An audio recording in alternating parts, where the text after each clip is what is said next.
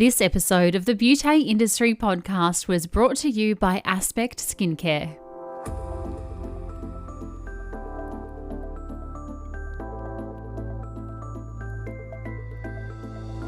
Hello and welcome to the Beauty Industry Podcast, your online support community for the professional beauty industry.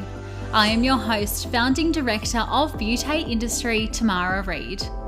Here we are closing the competitive gap and speaking your language. This is a platform created and dedicated to the professional beauty industry, valuing community over competition. We serve to help connect you with inspiration from industry experts, expand your knowledge through educational pieces, and bring you the latest in product and technology innovation. This is Beauty Industry. Today, my guest is Jessica O'Neill from Ananta Institute. Starting with nothing but a love for the industry and a hunger for success, Jess moved from a small country town to the sunny Gold Coast, where she knocked on doors to get her foot in the industry before making a name for herself as the nationally and internationally accredited trainer and facilitator we know of her today. With 15 years industry experience, Jessica has used her extensive passion and knowledge for the aesthetic industry to pave the foundation for her to be able to deliver the highest standard of service in her clinic and in her training facilities through value alignment and a soul-based business strategy, all the while remaining humble and ticking off her achievements. A true understanding of up-and-coming industry professionals, those who want to make a name for themselves, and those too who strive for success, Jess shares a bunch of home truths that are glittered throughout this episode, which we know you will love. From Ananta Institute, today we welcome Jessica O'Neill. Jess, welcome to the Beauty Industry Podcast.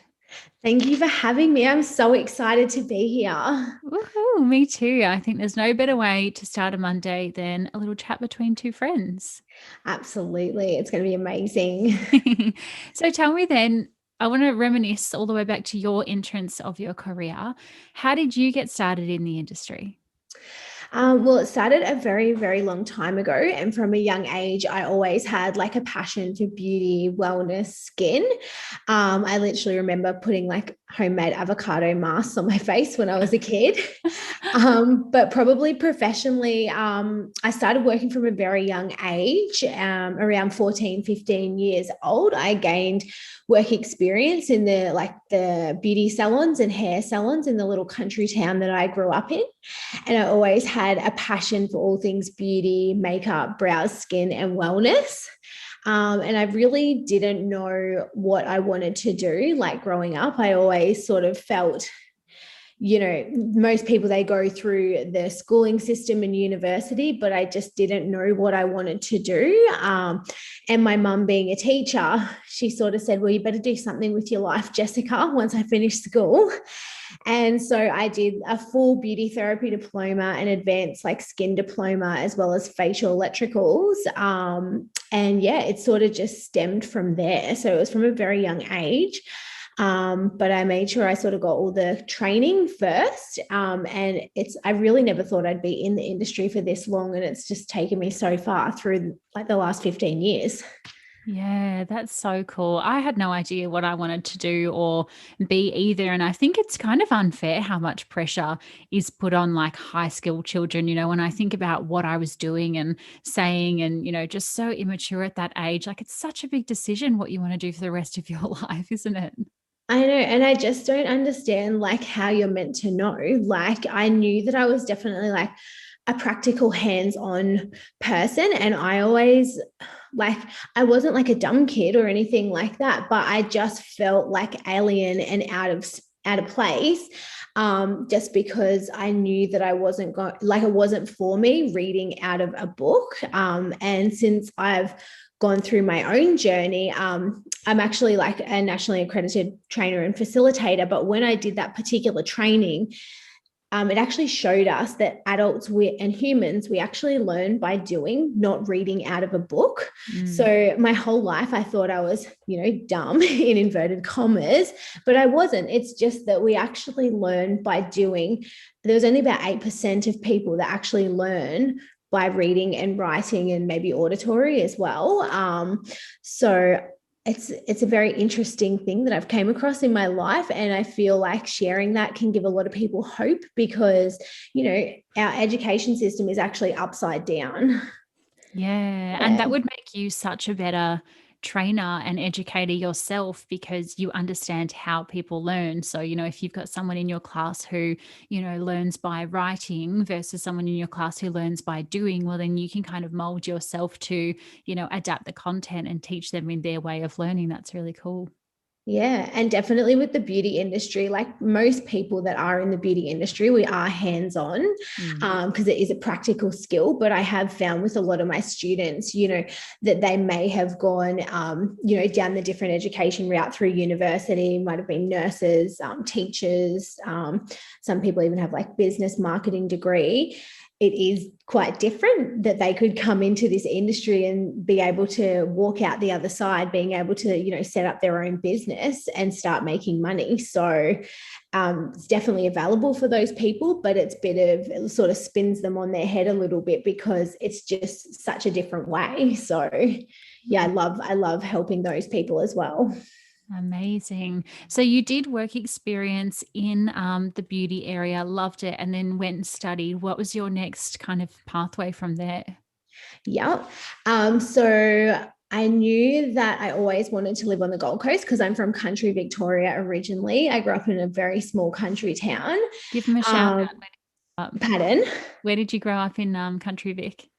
It's actually a little town called Inverloch. It's near Phillip Island. Yeah. Hello, Yeah. Phillip Island listeners. Yeah. So all the girls, all the beauty girls out there are aspiring beauty babes. Like you'd be surprised how many of them are down there. And the amazing thing, if you do set up your business in a country town, is that everybody knows everybody. So that's a benefit for people in those areas. But I always knew that I wanted to live on the Gold Coast because where I grew up, it's absolutely freezing down there. And I actually did my study in Perth because I moved to Perth for 1 year after I finished school. And I studied at the best beauty college over there. And I also did the international iTech diploma. So I felt that was really important to do that because I always wanted to, be trained at a high level and, be able to deliver that sort of service and give myself the best opportunity once I did go out into the workforce. But yeah, so I moved up to the Gold Coast when I was 19 years old with high hopes and dreams of getting a job. But back then, that was when the GFC happened. So it was a nightmare. So it's a little bit similar to what we're going through at the moment. Like I know COVID is a little bit of a different kettle of fish, but it was a hard time and people are doing it really hard out there at the moment. And I suppose maybe that's how it's gotten me so far along my journey is because I've just always had this deep empathy and compassion for people, because it's hard out there. And, even if you're just looking to enter the beauty industry to get a job or, to set up a business, it's hard and it's just not taught. So yeah, that's where I come in because that's where my passion lies, is just helping other people. Yeah. Oh my goodness. That GFC, I remember I was about, maybe 2019 or 20. And I was like, what is this GFC? What's everybody talking about? But it was, people were losing jobs exactly like they are now. And it feels a little bit like deja vu, doesn't it? Yeah. Well, for me, like a lot of people that I know and I've spoken to over the years, a lot of people, it didn't affect them because they may have had job security, but me coming like fresh out of school, not knowing what to do, I definitely wasn't going to uni because it wasn't for me. And then, I'd thrown myself into a beauty course and a beauty diploma, and that had taken a full year of study. And then I still wanted to move up to the Gold Coast because it was always my dream to live up here. And honestly, I used to go out. This is when I first moved up here. I had no money and I would get the newspaper back then because we didn't really have the internet as much back then. And I would look for all the jobs. I'd highlight the jobs. I would do all my hair and makeup up, put on my best clothes and literally go dropping out my resume every single day to all the places that I could. And then I would come home and then I would ring up all the places that I'd been around to. And after a while, this went on for about 3 months because every place that you walked into was just like, no, we're not hiring. No, we're not hiring. And after a while, it just got so like it got depressing. It just gets, and then you're just like, oh, I'm never going to get a job because most places they want experience. And it's like, how are you meant to get any experience if you're not given a go? Mm-hmm. And I think a lot of people in our industry, they struggle with that. Would you agree? 100%. Yeah, we hear that all the time. It's Tamara, I'm applying for all of these roles and they say 3 to 5 years experience, but how can I get the damn 3 to 5 years if I can't even get, 1 year experience? And it's really disheartening. And I think even from my point of view of recruiting in the past, sometimes if you get that person with the 3 to 5 years experience, they actually come on board into your business with bad habits. So I love hiring someone that's fresh, wide-eyed, bushy-tailed, ready to go without any bad habits. Absolutely. Because what I see is that most people, they're fresh out of like beauty school or whatever training they may have done. And they've got the passion there. Do you know what I mean? The fire is in the belly. They want to learn and they're coachable and trainable at that, entry level. Yes, they may not have the finesse, but it's totally achievable to be able to give those people a go. And I just know within my own journey, like I gave 110%. And sometimes the people out there that, they're really looking for that opportunity, they're the ones that are literally going to go the extra mile in your business. And, they can be your best staff sometimes at the end of the day. 100%. Now, I wish everybody could see this video, though I know it is a podcast, so it's audio, but you have the most immaculate set of brows I have ever seen. Tell me about when the cosmetics kind of came into your industry eyeline. Do you mean for like when I entered working in the cosmetic industry? Yeah, brows and all of the cosmetic tattooing. It's so cool. I know. So, well, going back to when I first moved up here, after all of the turmoil and the struggle, I finally got a job on the Maya counter floor.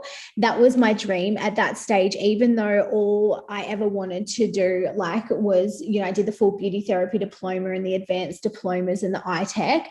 I really just wanted to be a makeup girl on the Maya floor counter in the suit with the stockings. And I landed that job. And I always had a massive passion for makeup. Like that was pretty much the foundation, like makeup and skin. And so that's where it really started. I've always been very passionate about the makeup and the brows. But what actually happened, a little bit about my story, is once I got the job, I really excelled in that job working on the cosmetics floor there, even though it was the GFC. And I know a lot of people can relate to this that are in a similar position because so many people that I talk to have this similar story. And even at that time of the financial crisis, I could still sell like thousands and thousands of dollars of skincare and makeup and everything like that because I was passionate. I was good at sales. I was great at customer service, but I was literally working so hard. And even like I would sometimes have to buy a lip gloss just to meet my targets, like a $30 or $40 lip gloss out of my own money just to meet the budget for the month. So I'd get like a measly $150, $200 commission for the month after selling like tens of thousands of dollars of product for the whole month. And then even though no one else was meeting their targets on the cosmetic floor and I was, you would still get sit down and then the goalpost would be moved. So even though in financial crisis, I was still excelling, it would still get moved. And then I would leave feeling like deflated, unappreciated, and just, like you're dragging your feet through the mud. I remember going home and literally I would fall asleep on the couch in my uniform and then have to get up and do it the next day. So at that age, I was just like, and I was only still probably 19, 20 years old. I was like, surely there has to be another way. Like I just knew, I was like, is there any other way? It has to be a way that I could make this work for myself. And also a lot of stuff with working in the beauty industry. I have always sort of been a bit of a lone wolf because I don't like bitching and that sort of thing. I know you're very passionate about that. And I know that's one of your goals, is just to break down and burn down those barriers. Absolutely. Of, you know, that sort of workplace politics. And a lot of my students, that's why they go out on their own, because people just had enough. So that's where I started. I started mainly doing makeups, a lot of weddings. So I would do about 2 to 3 weddings a weekend back then.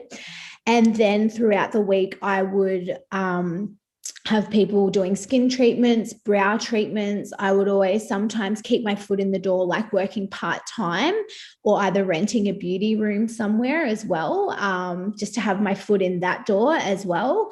And then it just kept growing and growing. So probably the first 5 years of going into business, my main part of it was doing the weddings.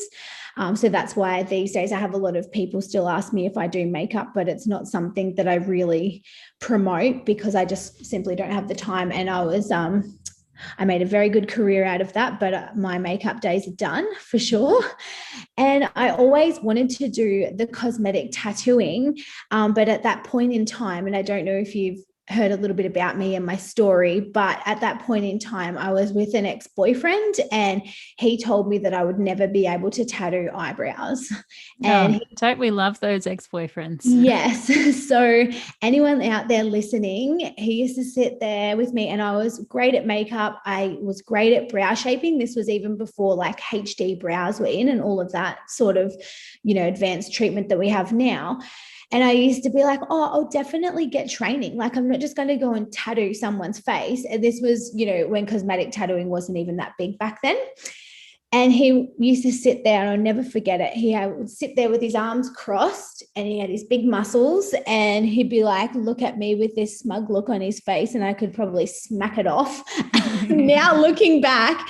But I did end up doing the tattooing. Now that I've got my new partner, he encouraged me to do it. And I did do it, and I was amazing at it. And I was literally, at the time, like one of the top 5 artists on the Gold Coast. And I've made a very successful career out of that. And now I'm training people, and I never thought I would be training people. And it's just amazing, how many people you can help along the way. And the main reason why I got into training is because I was sick of fixing people's eyebrows, because people obviously weren't being trained adequately. I know that I'd invested probably around about $100,000 into cosmetic tattoo training before I actually decided to train people. And every training that I went to, I just felt that they really didn't meet the bar. Some of the trainings that I went to, the trainers would literally just sit there on their phone. No. Yeah, like literally like a $6,500 training from, an international trainer, and they just sat there on their phone the whole time. Oh my goodness. And another one, the first training that I ever did, they didn't even have mapping tools. And I was like having a panic attack and crying because I was like, I need to be able to map these person's brows because I'm tattooing them. They have to be perfect. So yeah, I had a panic attack, and then I went home crying, and my partner, he's so gorgeous. He said, it's okay. You can tattoo my eyebrows. I had to practice. And I even ask him to this day, would you let me tattoo your eyebrows like back then? And he really reckons he would have let me practice on his eyebrows. So no wonder he's a keeper. Yeah, he's gorgeous. He's like my little cheerleader. Well, it sounds like you shifted the old one out, and you've got a little blessing darling heart on your hand there. Yes, sometimes you have to go through that to find the amazing one. So I feel very lucky and blessed. Oh, that's for sure. So then tell me, you're doing your cosmetic tattooing. At what point there do you feel like I could start my own business here, and I actually want to do this and go for gold myself? Yep. Well, it was mainly the pivotal point would have been just working so hard. Like I know, like literally thousands and thousands of girls are out there at the moment. They're slugging their guts out. And it's just obviously business, it is about money and targets, but I really feel that there has to be a balance. And I just feel that people don't get appreciated in the industry, and that not everybody is like this, but a lot of, big companies and stuff like that, they just feel that their staff is replaceable and that they're just a number. And I feel that that's where a lot of people, they're just feeling unfulfilled within their jobs. And so, that's where I made the decision that I really wanted to go out on my own. I literally had no money. This was back when at 19 years old, I had no money. I literally had to sell my gold jewelry. That in an Italian family, you get given gold jewelry as a gift. It's very like sentimental, like growing up, you get gifted gold jewelry. And I was just sick of the struggle. Like I was working so many hours. I could not make ends meet. I literally had no money to pay for food. I remember having to walk to work to pack fare because I couldn't even afford to put fuel in my car to drive, a few kilometers down the road. And I remember driving in the rain. And I literally had to go to a pawn shop and sell my gold jewelry. And I think it was probably like a couple of $1,000s worth of jewelry that I'd collected over my lifetime, but I probably got like $300 for it. And it was just enough to cover the rent. And like, I just remember like crying, and it was the worst thing, like for anyone out there. And I know so many people go through this as well, or maybe in the same situation where you can't even afford to feed yourself. It's honestly the worst feeling in the world. And I know a lot of people have been there, but I think when you have been to that point and you have that hunger stays with you as well. And I grew up also like with a single parent and that sort of thing. And I watched my mum struggle so much. And she worked so hard. She worked 3 jobs just to raise us kids. And I just knew that if I ever had children one day, I would hope that I would be in a better position to, be more comfortable. And, I've got there and beyond that much more now, but I never, ever forget. And I actually said this we held a women's business luncheon here on Monday. And, even when you do get to the top in inverted commas, people think you're lucky. They don't see the amount of work that has gone into it. And I said to them, even, when people get to that level,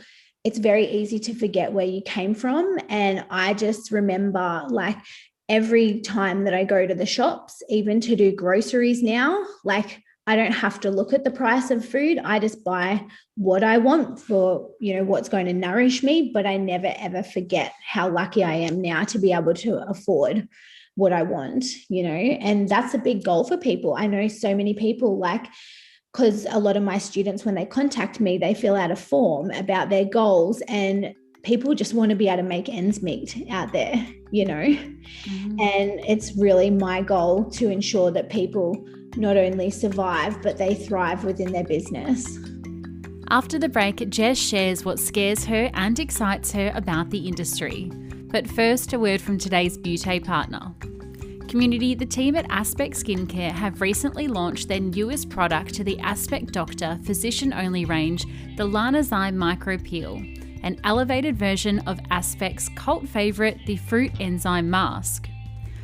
Lanazyme is an advanced peeling gel formula containing a complex of fruit enzymes, including pumpkin ferment extract and Lana Blue, that work synergistically to visibly lift away lifeless cells for instant gratification and immediately smoother, more radiant looking skin.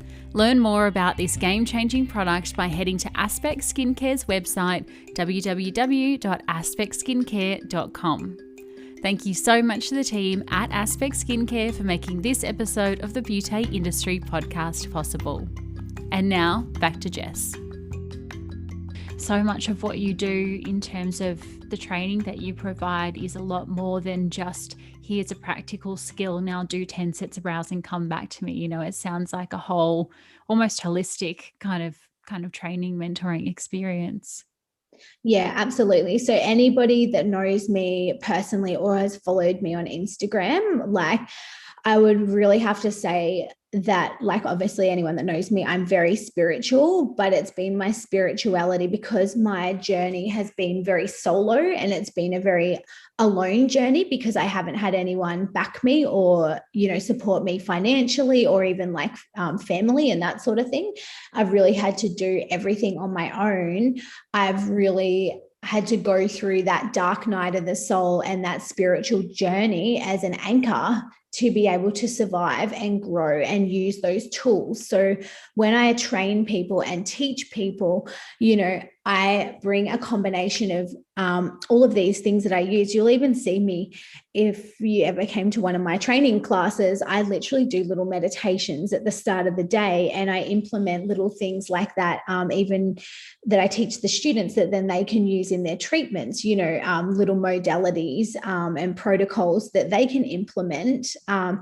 Because people don't remember what you do in life, they remember how you make them feel. And I truly believe like everyone is going through something and you just don't know what they may be going through on that day. So that's why I am quite a sensitive person, but I have a deep empathy and compassion to help others, and really hope that I can make their journey like not as painful as mine has been.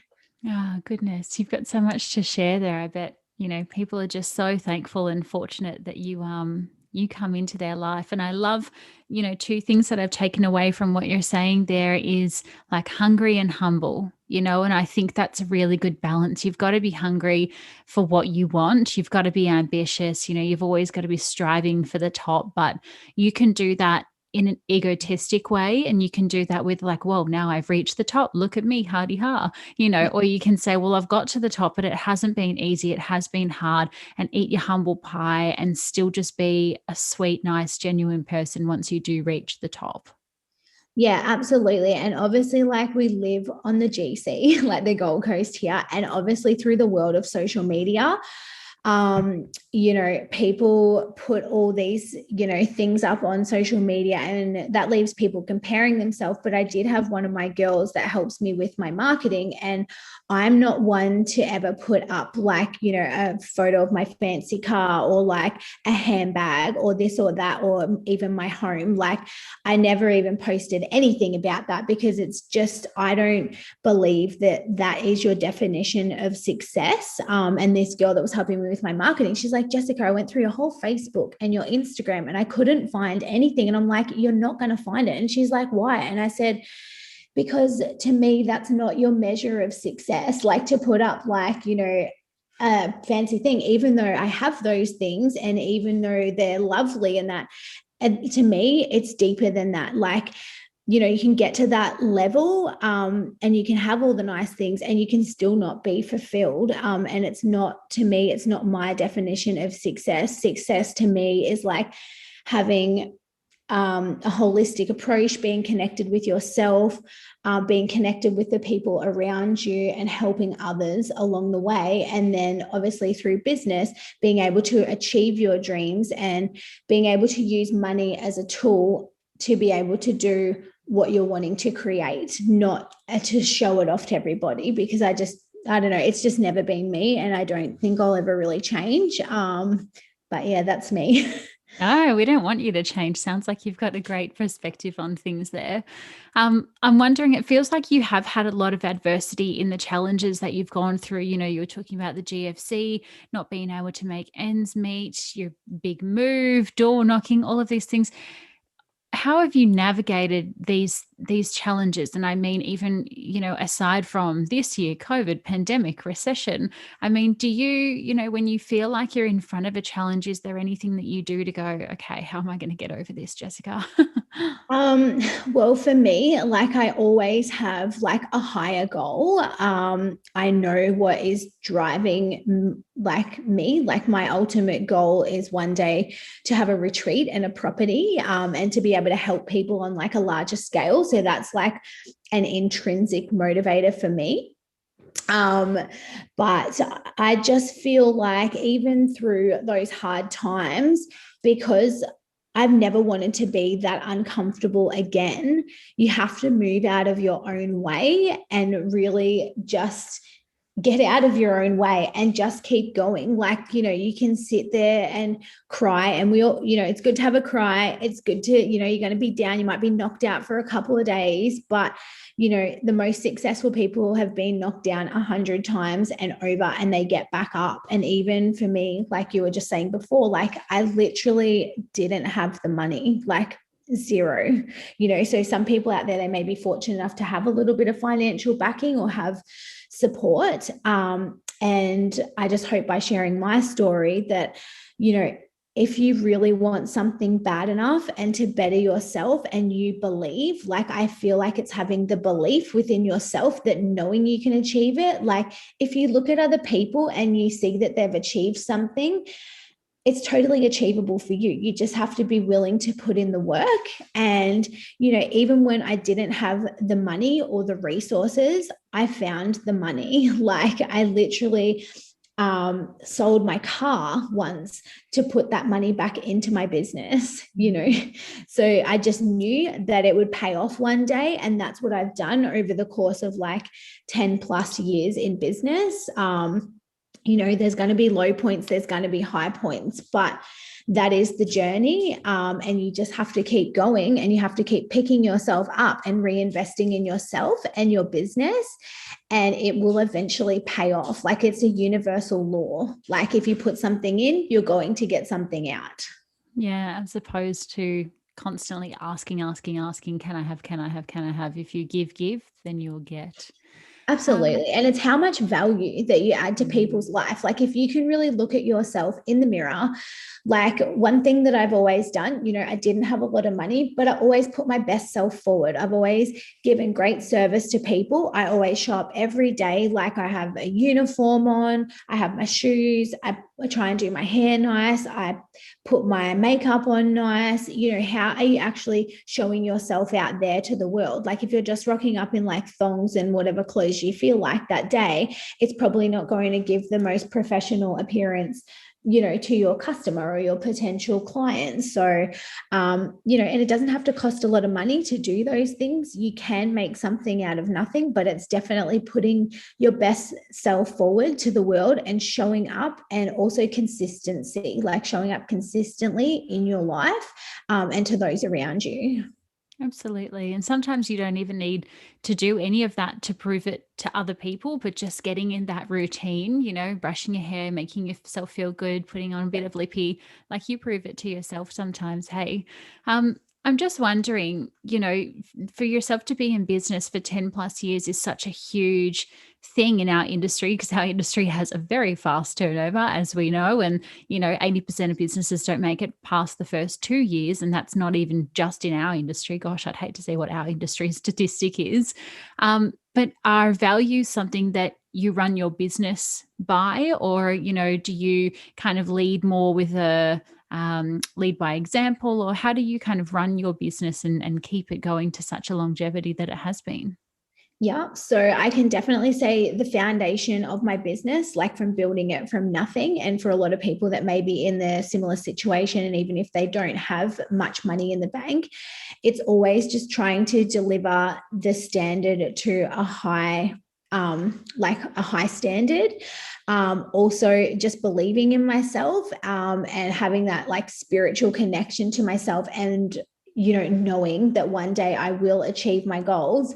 But when you're wanting to grow your business on a larger scale, you do have to implement strategy and structure. You can't, it's a holistic approach. So even though I can say, I'm into all the spirituality and manifestation and woo woo and crystals and my sound bowls, and I've created miracles with all those things, you do have to have the structure to build a strong foundation. So it's like a pyramid, you can't build a pyramid without this amazing, strong structure. And if you're wanting to get to the top of that pyramid, you have to have the strategy and implementation in place. Yeah. So it's really a combination of both. Absolutely. You do so much in your business, Ananta. Am I saying that correctly, Ananta? Yes, Ananta. Yeah. So cool. I mean, you've got your cosmetic tattooing, you've got all of the training you do, you've got scalp micropigmentation, you've got the Medi Spa. Oh my goodness, you are one-stop shop. Do you, when you kind of forward plan, are you, as you mentioned, kind of go by things by the soul feel, or are you like, no, here is the strategy, this is what we're going to do, and like quite objective driven? Yeah. So I feel like I've always been someone that's like going through life with their eyes open. Like you can either come from like a lack mindset, like a cup half empty or a cup half full.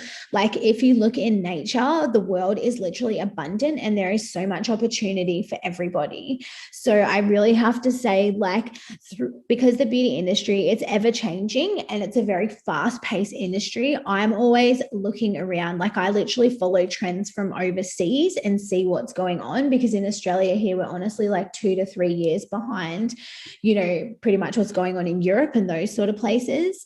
And then I thoroughly research services. Like I will never offer services to my clientele unless I believe in the services, and unless I know they're going to give them a result, because I'm not like a big chain out there. Like it's my reputation and I have that rapport with my clientele.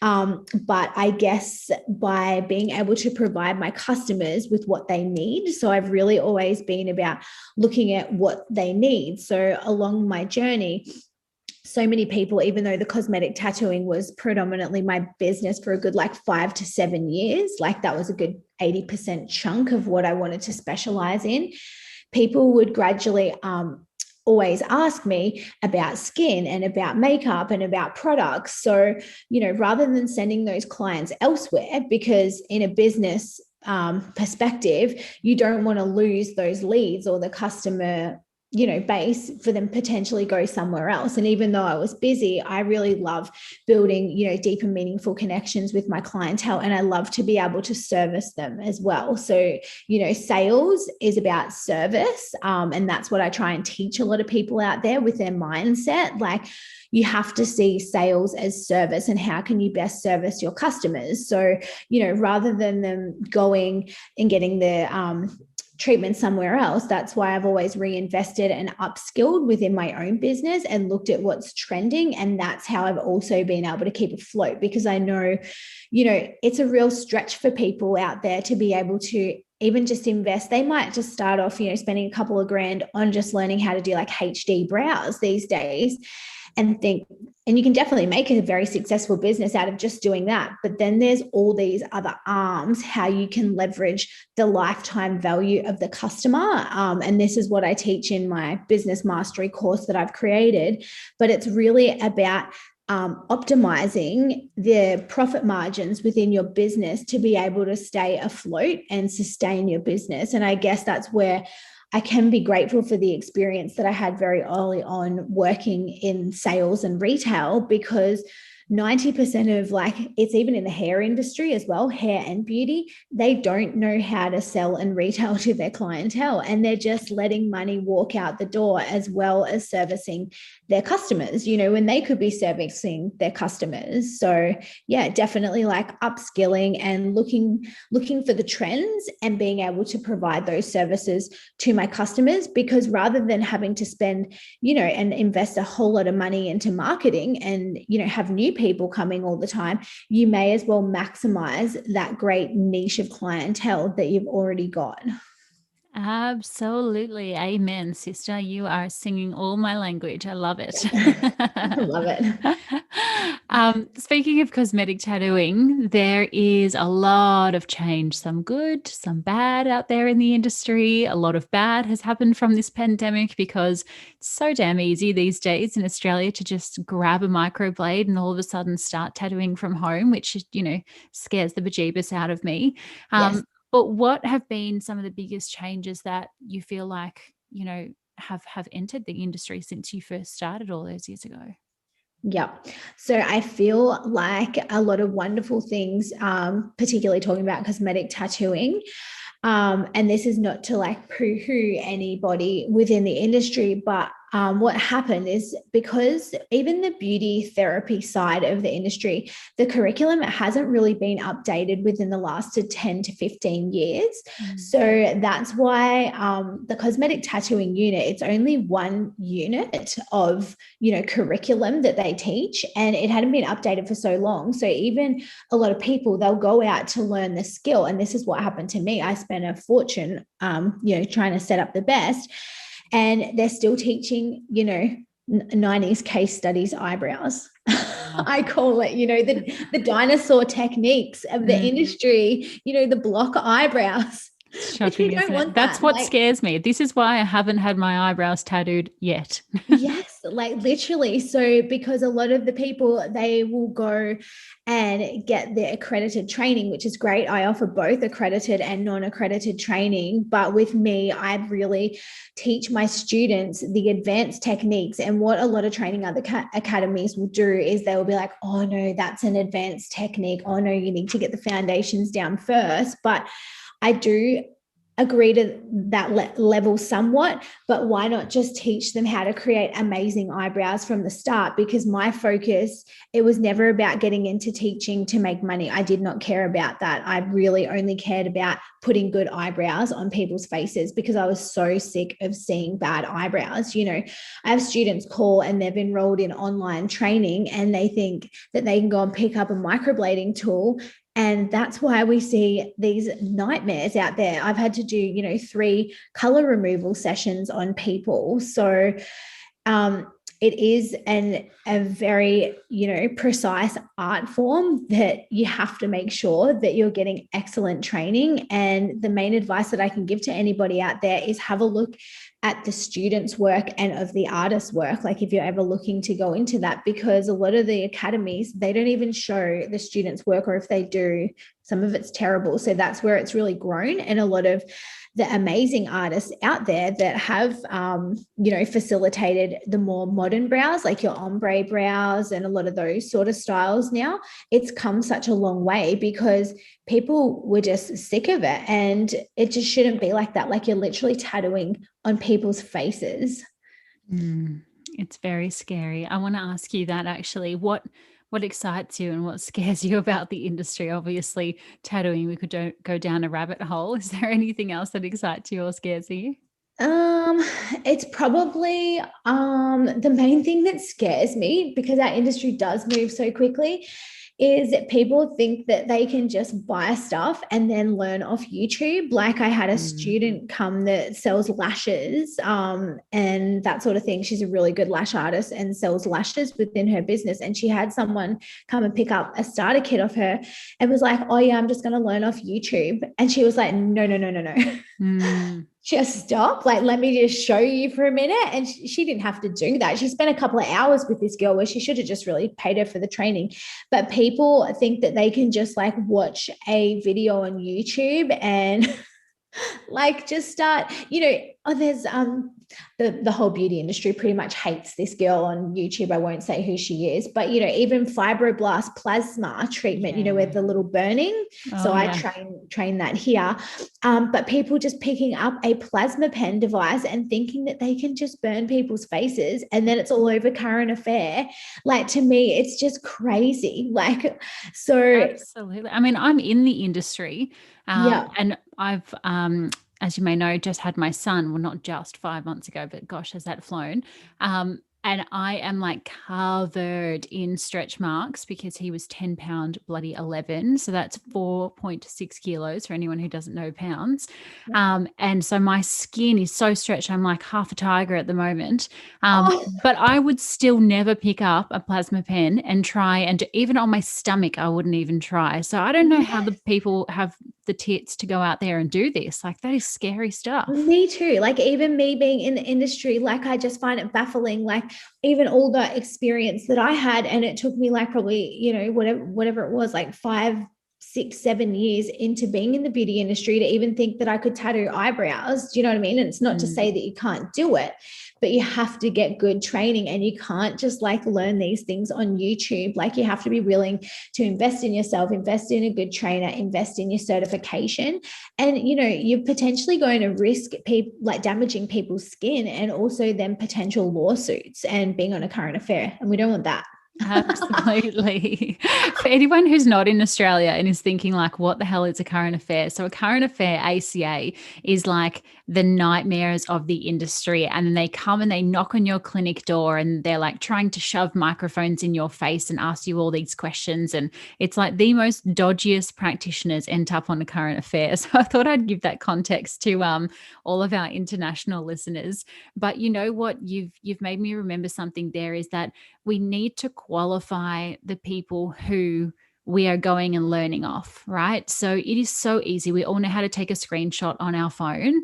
It's so easy to take a screenshot, crop somebody's little watermark or logo out of the photo, put your logo on it, and then put that as your own work. And I have seen this happen so often with trainers and educators and all of the like. And then these students come to me and say, oh my goodness, Tamara, I went down this course. I paid this X amount of $1,000. And she was shocking. As you were saying before, she's sitting on her phone. She's eating during the class, or I didn't even get a kit. I didn't get this. I didn't get that. And I say, well, did you do your research? And they go, oh, I just looked at a few different Facebook groups and, or somebody told me about it. And I'm like, well, sorry, but that is too on you. Like you would Yeah. never bring a brand or an employee into your business without researching the absolute heck out of it. So when you find a trainer that you like as you were saying, get testimonials, get their students' work, ask around, is this person legitimate, or are they just a great salesman selling ice to an Eskimo? I think we need to do a little bit more work. Yeah, I absolutely agree with that. And definitely what you said about having a look at the students' work. So that's why mainly on like my Instagram and stuff like that now, I'm posting pictures of the students' work, because that's what you can achieve, like literally after training with me, not just posting photos of my own work, because I'm still, doing a lot of that. But if you want to be able to see, well, what am I going to be able to achieve after completing the training, because I literally offer the ongoing mentoring and support to the students, and they also have lifetime access to the training portal, which I don't know really anyone else that does that. Because sometimes what happens is, you've even had a baby yourself, you might do some training and be excited, and then things pop up in life. You might have a baby, or you might have to go down a different route, but then you may want to come back to it. And I've had so many other students that they may have done, different dermal therapies and that sort of thing, and they said, I wish I had something like that I could just look back and watch those videos again. So then it would give them the confidence to be able to pick up where they left off. Yeah, absolutely. It sounds like you have had a pretty eventful life and also industry career. And I'm assuming with that, you have taken some lessons away with you. Can you share with us some what are the biggest lessons that you've learned so far, and what do you carry with you today? Yeah, so there's been some massive ones. But the main thing, and it's happened to me like various times within my business, obviously being in business for so long, like people will take from you, they will copy your ideas, your soul work, and your branding, and like even use it as their own. But the main advice that I can give people out there is that no one can copy you, because you are truly unique and no one can ever copy that. And your dreams are there for a reason, they're your dreams.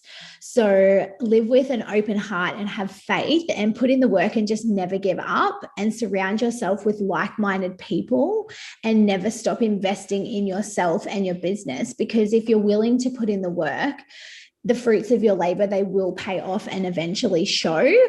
And like I can really say, anyone that's tried to climb the ladder of success has failed 100 times over, and most overnight successes took a really long time. They didn't just happen all of a sudden. So probably the best piece of advice that I can give to anybody is just be patient, have perseverance and persistence, and before you know it, you'll be living your dream. So just never give up. So, so, so special. Yeah, I really love that. And I think, it is so easy to see the glossy, shiny, a lot of follower Instagrams, and, especially on the Gold Coast, everything's that little bit more shiny, a little bit more glossy, isn't it? It sure is. But it does take a lot of hard work to get there. And I always think when we talk about success, there's those two little diagrams and they sit next to each other, and it's like the first one is what you think success will look like, and it's basically just like a diagonal arrow up, but then it's like what success actually is, and it's like up down, little funny loop, and then up, so yeah, for anyone who's listening, I guess it's just like, you may not be there yet, you may be in the toughest time of your life, you may be in the best time of your life, but it's a roller coaster. And I guess, yeah, listening to you, Jess, and what you're saying there, just be persistent, consistent, hungry and humble, and you'll get there. Yeah. And I reckon like success is your own definition. It's not about making $1 million for everybody. Like I never thought that I would get as far as what I have.